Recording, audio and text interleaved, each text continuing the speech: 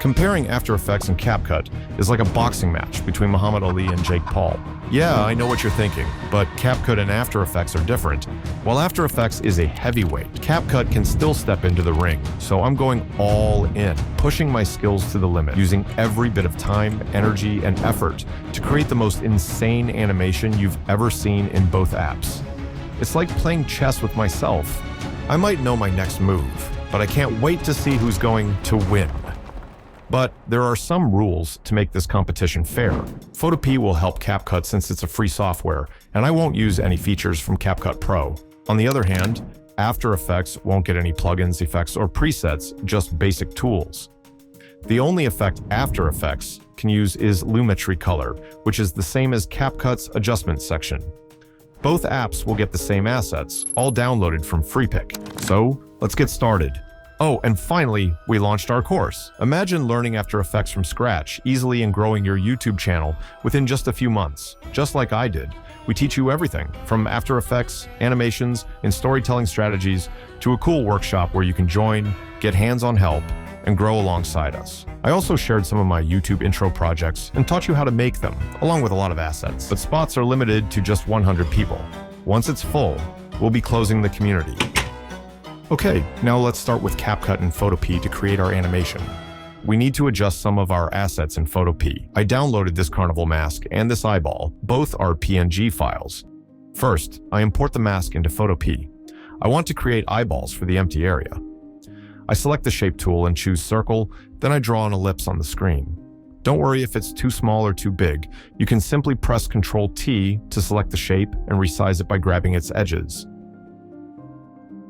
Now, grab the layer and drop it below the mask layer. Next, go to the effects menu at the bottom and select Inner Shadow. We want to create a realistic effect by giving our white ellipse proper shadows. There's no fixed formula for this, so just tweak the size, spread, and distance until it looks natural on the eyeball. I also want to add inner glow to enhance the effect. I choose red and adjust the settings because, a real eyeball has some natural redness in it. I may want to add an empty layer between the mask and the ellipse because I want to give the eyeball more shadows. So I simply select the brush tool, adjust the brush size, and make sure the opacity is set below 60%. I choose red and gently apply it around the edges of the mask. Then I switch to black and on the same layer, add some black over the red. Now I select both the circle and the shadow layer. Right-click and choose Convert to Smart Object. I rename the layer by double-clicking on its name. Then I duplicate it by pressing Ctrl-C to copy and Ctrl-V to paste. You can also use Ctrl-J for a quicker duplicate.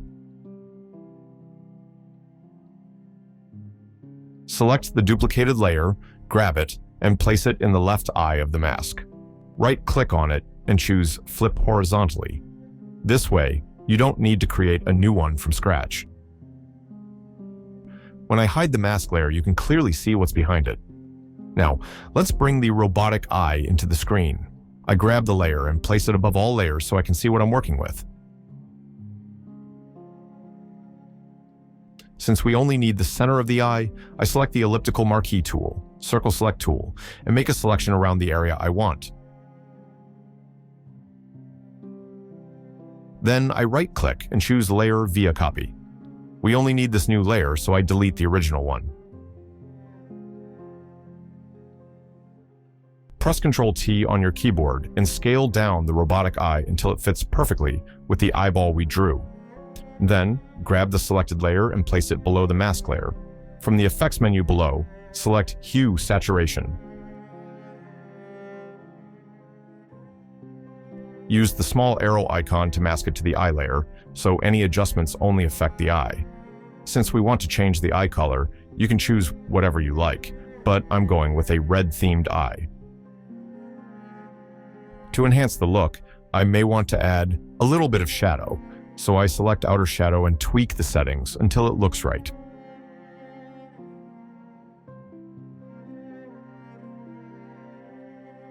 I also want to add bevel and emboss to give it more depth.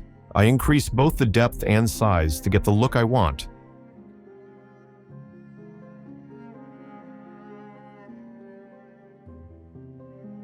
For the shading, I set red as the darkest shade and yellow as the brightest shade.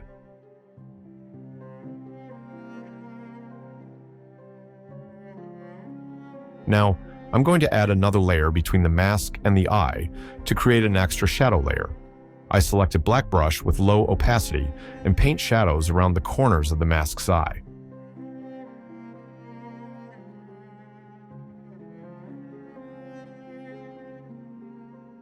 The reason we add this shadow layer is, in real life, every object casts a shadow, and the eyelid's shadow naturally falls onto the pupil.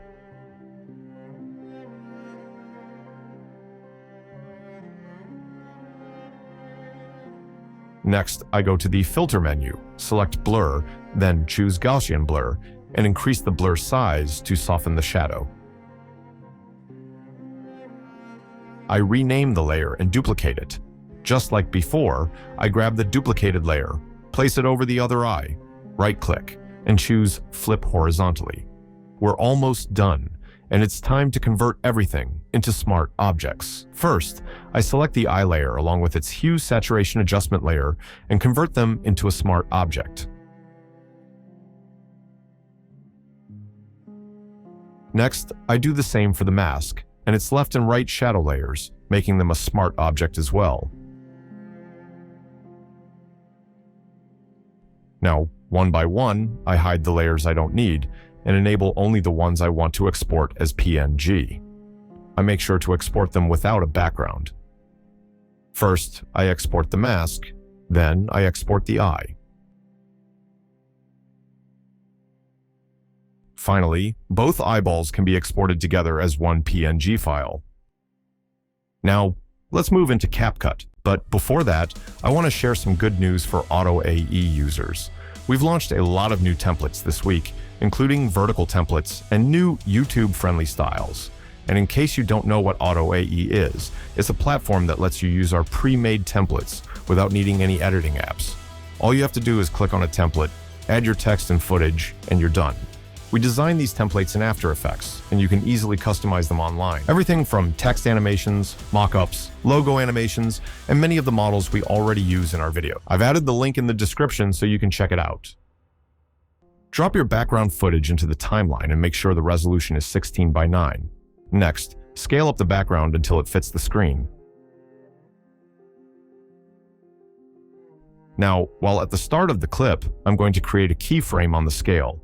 Then, 5 seconds forward, I'll create another keyframe by increasing the scale. This will make it look like the background is zooming in. Now, right-click on the layer and select Create Compound Clip. Then, go to Mask and choose Circle. Increase the mask size a bit. 10 frames after the beginning of the clip, create a keyframe for the mask and set the feather to 2.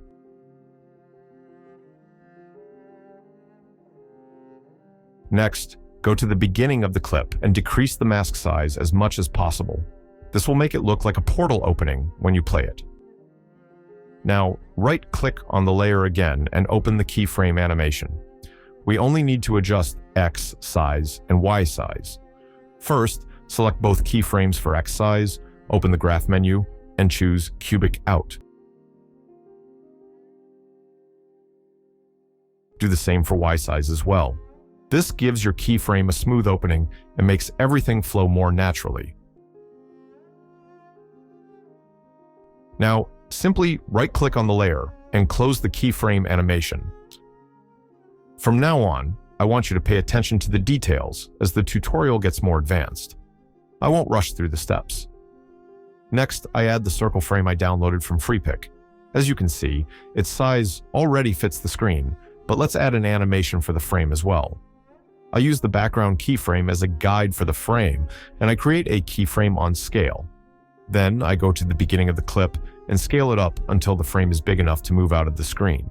I also want to add a rotation keyframe. To do this, I add a keyframe on rotation with the value set to 0 at the beginning of the clip. Around the 8-second mark, I add another keyframe and set the rotation value to 150. This way, while the frame appears from outside the screen, it rotates around itself. For this layer, right-click on the clip and open the keyframe animation. I won't adjust the rotation keyframes, just scale. I open the graph menu for scale and choose cubic out to make the animation smoother. With that, our job for this section is done.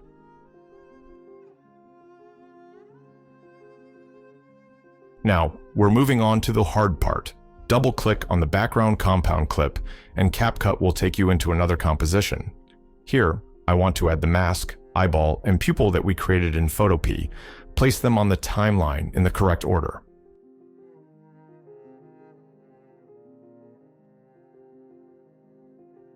Now, hide all the layers except for the eyeball and background so we can clearly see what we're doing. Around the 1 second mark, select the eyeball, go to Adjustment, and create a keyframe for exposure. Decrease the value to the minimum. Now, create keyframes for shadow and black, and lower their values as well. I want to create a blink effect, and the only way to do it in CapCut is by adjusting the adjustment settings to give the illusion of blinking. You know me, I won't let any limits stop me. 8 to 10 frames forward, increase the exposure, shadow, and black back to 0.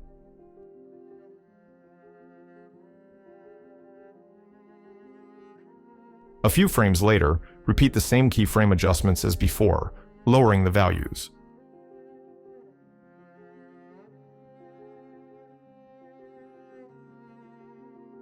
A few more frames forward, add another set of keyframes. You can copy and paste the second keyframe instead of manually adjusting everything again. You can adjust the timing between keyframes to make the blink feel natural. It took me some time to fine-tune it, but you don't need to be overly precise. Just aim for a smooth, realistic blink.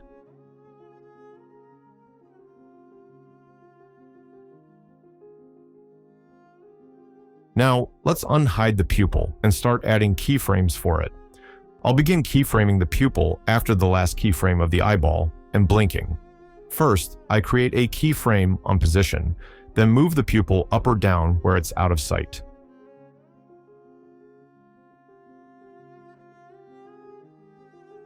A couple of frames later, I place it right in the middle of the left eye. I want it to stay there for a few frames, so I copy the keyframe and paste it a few frames forward.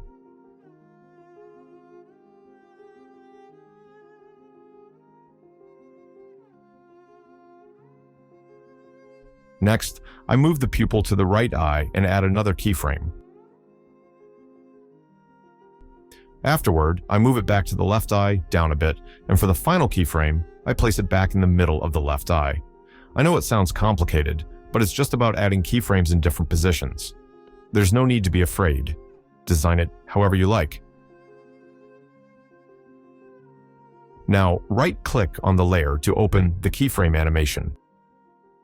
Select all the keyframes on the x-axis, and from the graph, choose Quad Ease.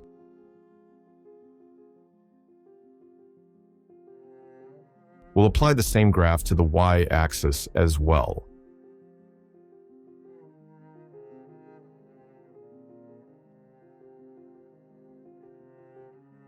But I want to play around with the keyframes a bit. For some of them, I grab the Bezier handle and move it up to give the pupil a little bounce.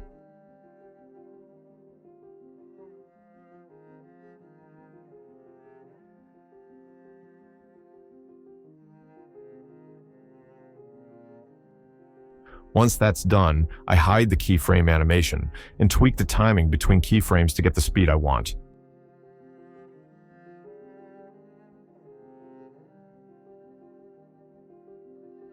Now, select all 3 layers, mask, eyeball, and pupil, and create a compound clip. Let me explain what's going on here. I'm creating multiple compound clips and applying different keyframes to each one. This gives me maximum flexibility to create dynamic animations for each part. For example, I want to add a position keyframe for the compound clip where the mask is still. A couple of frames before, I'll move the mask down so it appears from the bottom of the screen.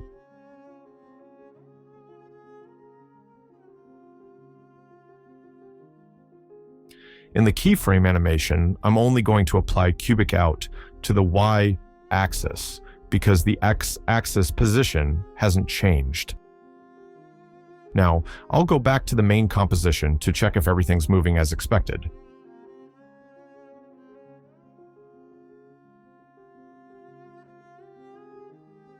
Let's make a few other adjustments.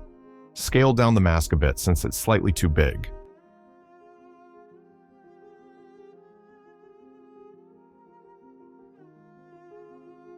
To add some wiggle, I'll add a couple of rotation keyframes. Every few seconds, I'll adjust the rotation value by 1 or 2 degrees, not too much.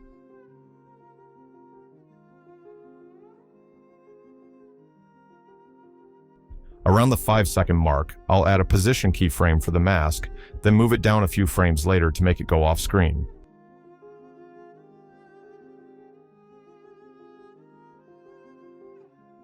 Now, again, we're going to open the keyframe animation, and then open the Y-axis graph. From here, apply Rebound In to give it a nice bounce effect. Finally, I'll grab the last keyframe and move it forward a bit to slow down the movement, giving it a smoother, more natural flow. Let's check everything. The mask moves up from the bottom, the blinking and pupil movement happen, it stays there for just a couple of frames, and then it moves down again smoothly. Once that's done, I'll go back to the main clip and check everything to make sure it all looks right. Lastly, I'll select these 2 layers and create another compound clip to finish up this section. Now, what I'm going to do is create another set of keyframes for this compound clip. First, where the mask moves up slightly to go off screen, I'll create a keyframe for the scale. Then, a couple of frames later, when the mask goes down, I'll zoom in on the background by scaling it up and adding another keyframe.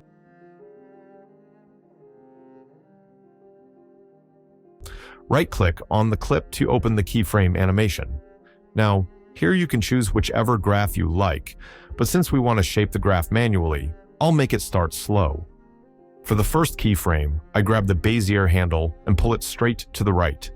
For the second keyframe, I grab the Bezier handle and pull it down straight, about 90 degrees.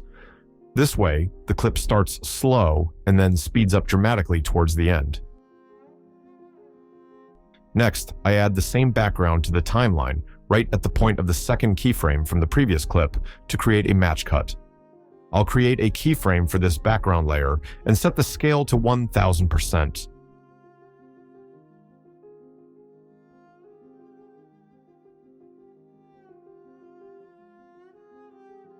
A few frames later, I'll scale the background down until it fits the screen.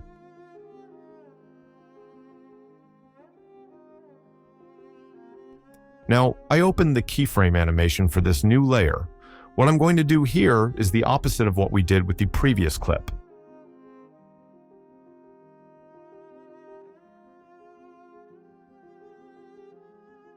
I'll grab the Bezier handle of the second keyframe and pull it left as far as possible straight. For the first keyframe, I grab the Bezier handle and pull it down to create another 90-degree angle. This way, the clip will start fast and slow down as it reaches the end, giving a very smooth animation where you can barely see the transition between the 2 clips. Now, let's head to the background composition and add the canvas that we'll use as a frame on the wall. At the beginning of the clip, I'll make the canvas bigger and move it off screen.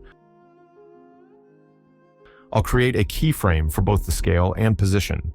A few frames later, I'll add another keyframe, placing the canvas in the middle of the screen and scaling it down. I'll go into the keyframe animation for this keyframe set and choose Cubic Out to give it smooth keyframe transitions.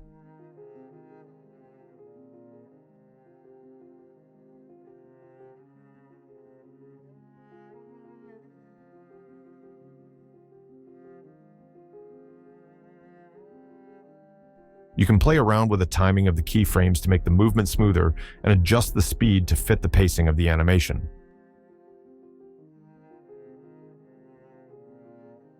Let's create a compound clip for the canvas as well. Now, for something cool, I'm going to duplicate the canvas and move it a little bit down and to the right. This will act as the canvas shadow. I'll go to the adjustment settings and decrease the exposure to the minimum, turning it completely black. Then, from the effects menu, I'll choose Blur, which is a free feature in CapCut, and slightly adjust the blur to achieve the shadow effect I want.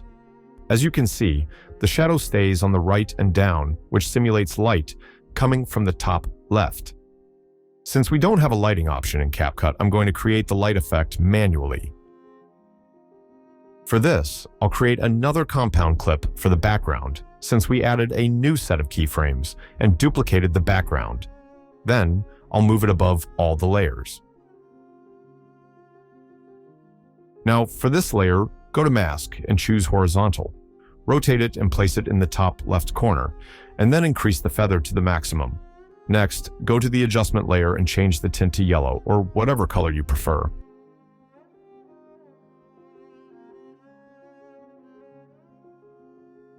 I'll duplicate the background layer again, and this time I'll choose a mask and place it in the bottom right corner. Increase the feather and invert the mask.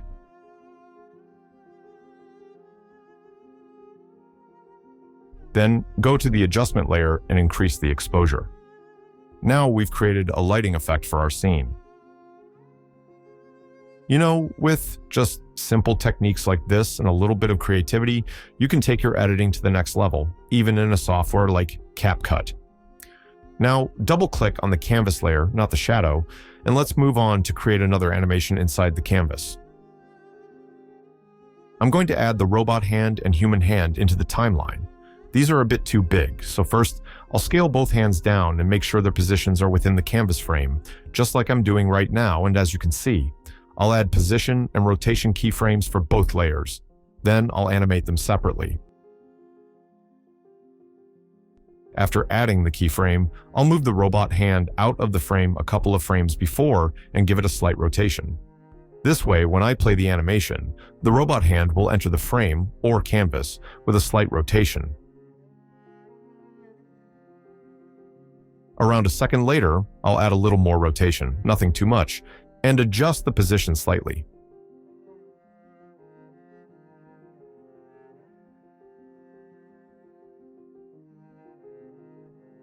Now, open Keyframe Animation, select all the keyframes for the x-axis, and choose Cubic Out. I'll do the same for the y-axis and rotation keyframes as well.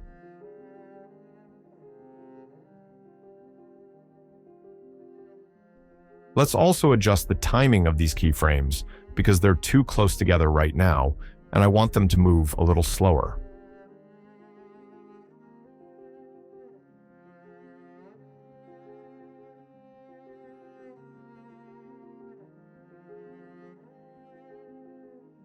Now, we're going to do the same for the human hand.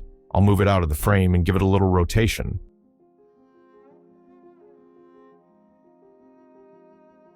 I'll apply the same graph for this set of keyframes as I did for the robot hand.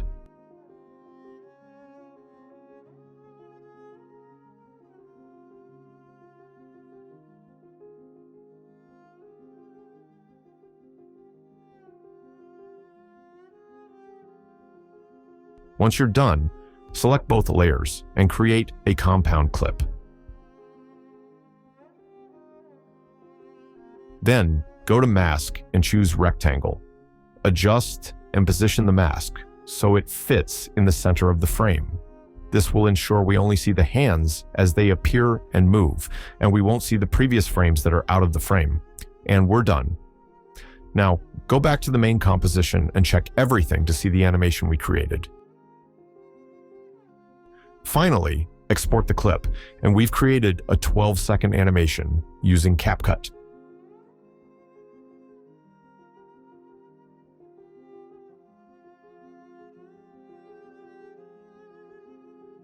It's time to make the same clip in After Effects. Start by creating a composition, 1920 by 1080, 30 frames per second, and 15 seconds long. Now rename the composition by selecting it and pressing Enter. Grab the background and circle frame and drop them into the timeline. To scale them down, just press S on your keyboard and adjust the size until it looks right.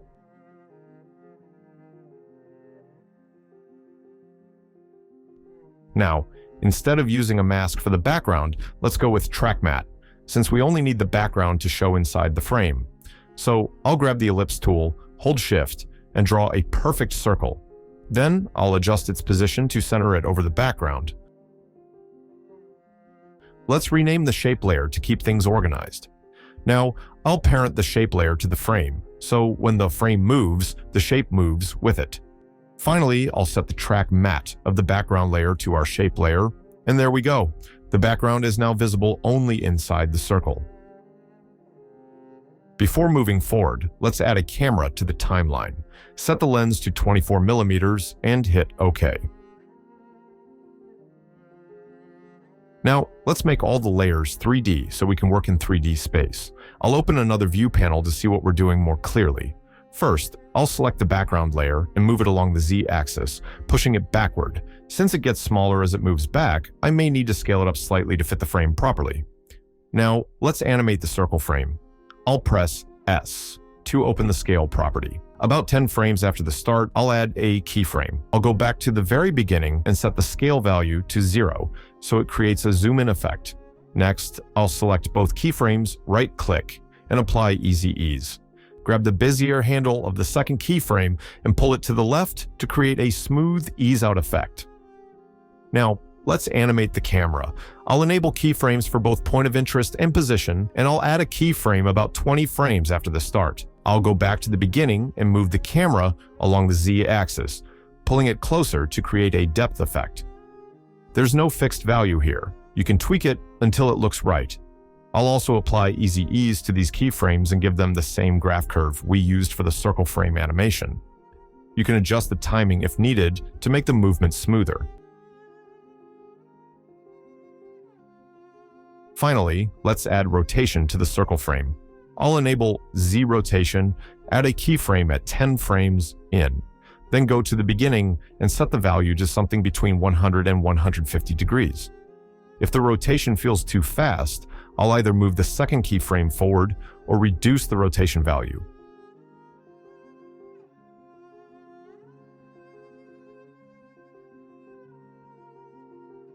Now, let's bring in the mask and the robot eye to the timeline. Since they're a bit big, I'll scale them down first before we create a pre-composition.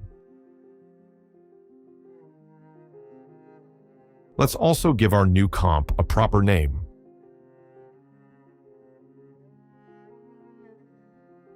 For now, I'll hide the eye layer and focus just on the mask, because we're about to create something really cool. Yes, even cooler than what we did in CapCut.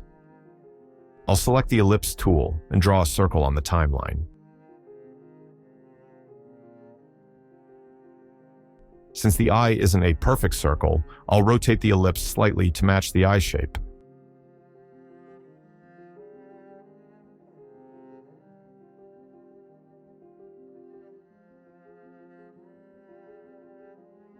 Now, for the fill, I'll choose a radial gradient.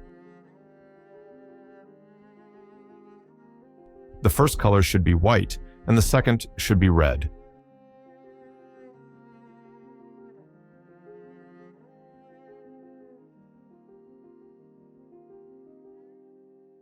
I'll adjust the gradient endpoints to make the center look bright white, while the edges fade into red. Let's rename all the layers to keep everything organized. Otherwise, things might get confusing later. I'll grab the eyeball layer and move it below all the other layers, so it stays behind the mask. Now, I'll duplicate this layer by copying and pasting it. But this time, instead of red, I'll change the second color to black. I'll press T to bring up the opacity settings and lower the opacity slightly, so it blends smoothly. Once that looks good, I'll select both gradient layers, right-click, and pre-compose them into a single layer.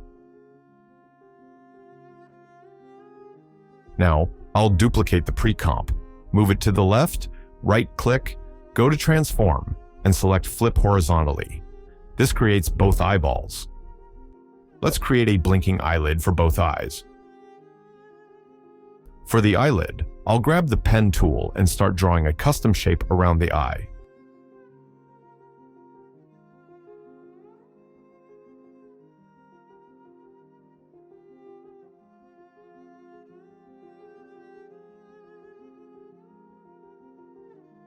Since I want to give it some depth, I'll adjust the gradient fill.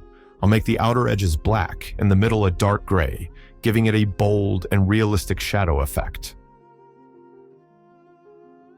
Let's rename the layer and place it below the mask layer. Since I want to create a blinking eyelid, I open the Shapes path and create a keyframe there. Then move the keyframe a few frames back. Okay, now let's adjust the shape. I want the eye to be half open, not fully open, for this keyframe. Make sure to shape the path according to the eye's shape, otherwise it won't look natural. Then, I copy the first keyframe we created, the one with the fully closed eyelid, and paste it a few frames later. Now, I move forward again and reshape the path so the eyelid completely moves up, revealing the eye. Let's see. It looks good, but let's apply easy ease. I'm also going to tweak the graph a little to fine-tune the blinking speed, just like this.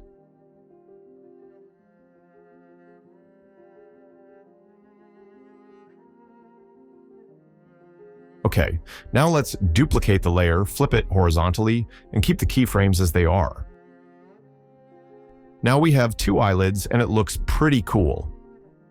Let's unhide the robot eye. Since we only need the middle part, I'll use the Shape tool to draw a circle in the center of the eye.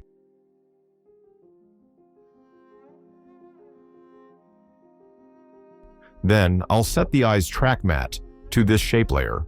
Next, I'll duplicate the shape layer, change its color to red, and set the blend mode to darken or multiply. Instead of using Lumetri color, this is the easiest way for this composition. Now, I'll select these three layers and pre-compose them. I'll scale the new pre-comp down and place it inside the left eye mask, making sure to position it below the eyelid layers.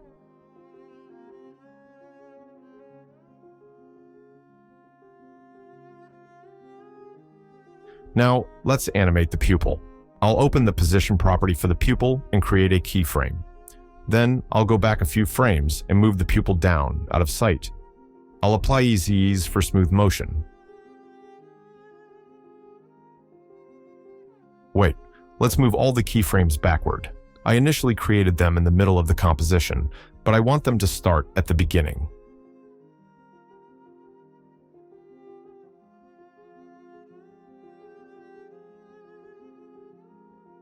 Now, back to the pupil animation. I'll create multiple position keyframes with different timings to match what I did in CapCut. You can adjust the positioning however you like to get the effect you want.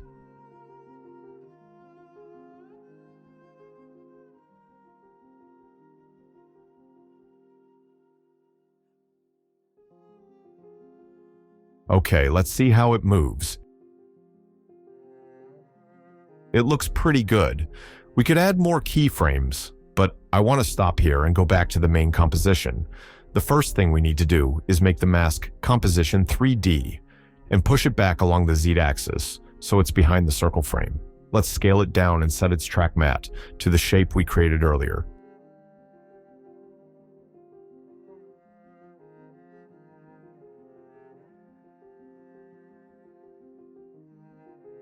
I want to add some keyframes in the main composition. Let's open the position property for the mask composition and add a keyframe. Then, go back a few frames and move it down, out of the circle frame. Apply easy ease and adjust the graph for a smoother motion. I might bring the layer forward a bit so it starts around 0.5 seconds after the beginning.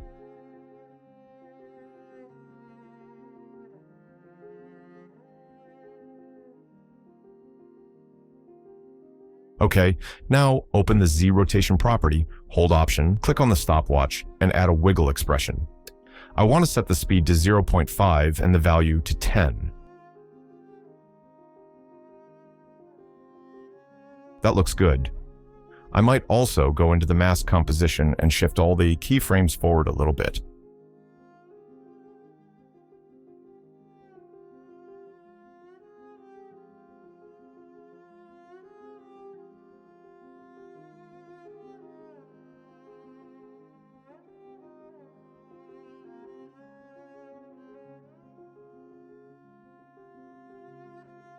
Now, let's animate the camera.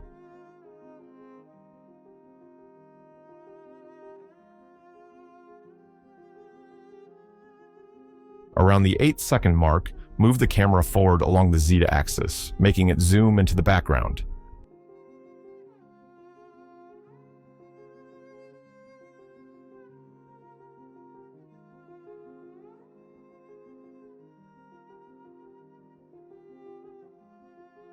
I'll also add a keyframe for the mask composition, so that as the camera zooms in, the mask moves down, creating a smooth transition.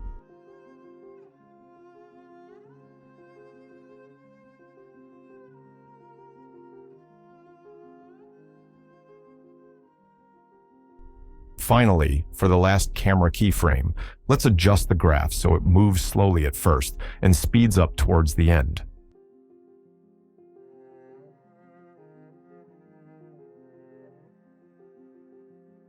You may want to tweak the keyframe timing and adjust the graph for the mask as it moves out of the frame. Keep fine-tuning until you achieve the smooth motion you're looking for.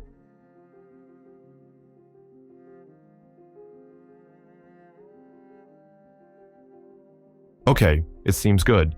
Let's add the canvas to the timeline, make it 3D, and push it back along the Z-axis.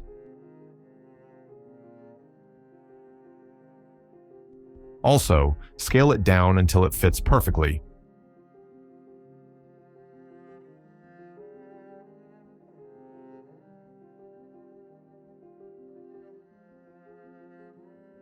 I'll open all keyframes by selecting the layers and pressing U on the keyboard, because I want to add a keyframe for the canvas when the camera reaches its last keyframe.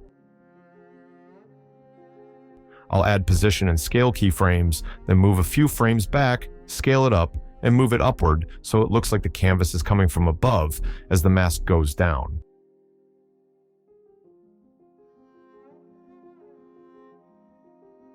Now, I'll apply Easy Ease and adjust the keyframe graph for a smoother motion.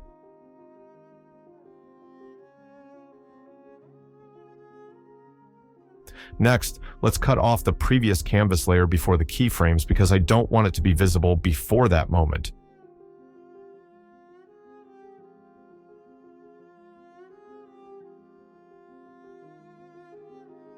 Now, we're moving on to a really interesting part, adding lights to the timeline. Since I can't use effects or shadows directly, I'll create a shadow for the canvas using a light source. I'll choose a spotlight and position it in the top left corner of the background.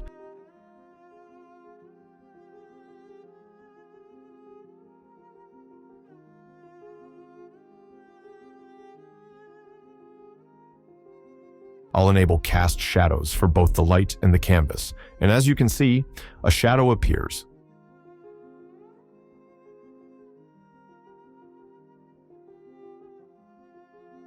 I'll tweak the intensity and cone angle to get the lighting effect I want.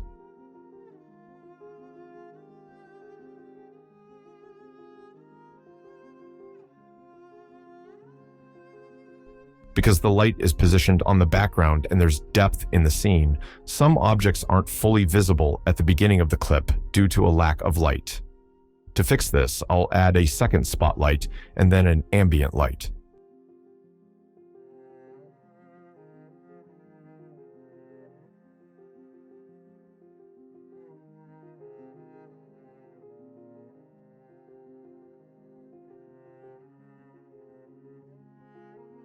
Now, it's too bright, especially when the camera moves forward.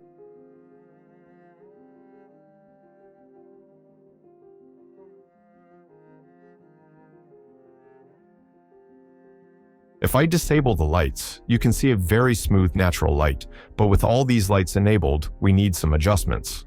First, I'll reduce the ambient light intensity to 15. Then, I'll animate the intensity for both spotlights.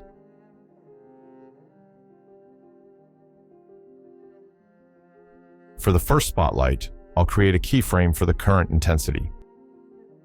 Then, a couple of seconds earlier, I'll add another keyframe and lower the intensity to somewhere between 0 and 50. For the second spotlight, I'll also add a keyframe for intensity, and right where the first spotlight's second keyframe is, I'll add another keyframe and set the value between 10 and 20. Now, at the beginning, the background isn't too bright, but as the camera moves forward, the lights gradually brighten the scene. Just tweak the timing between keyframes so the brightness increase matches the camera movement.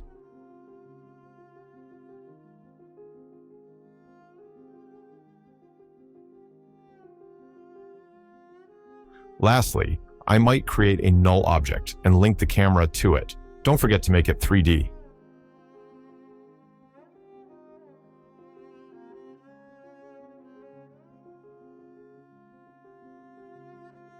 Then I'll create a keyframe on position or scale, it doesn't matter, and as the camera moves forward, I'll zoom in very slightly on the object.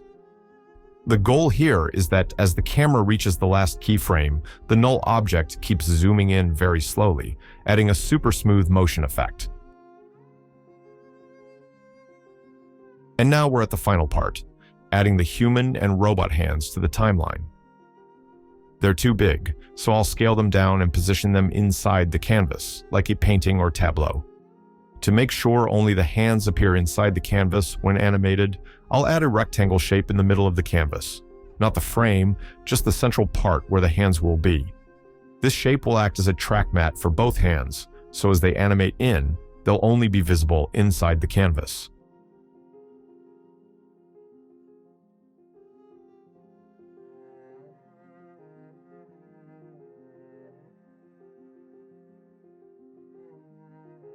Next, I'll make all layers 3D and adjust the matte shape slightly to fit properly.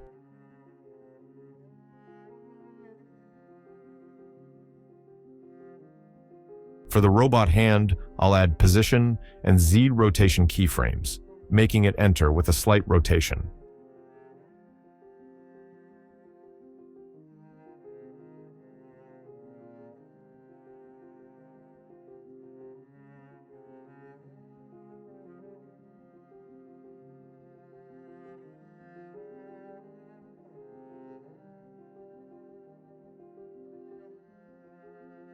I'll apply Easy Ease to smooth out the motion.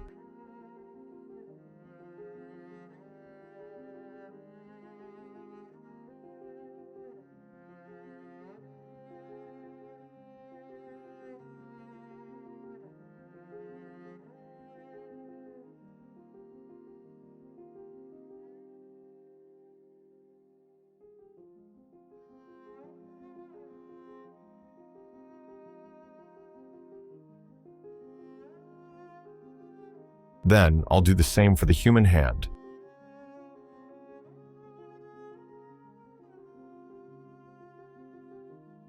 Adjusting the keyframe timing to ensure a smooth animation. And that's it. Our animation is complete. I'll render the composition, and here's the final result.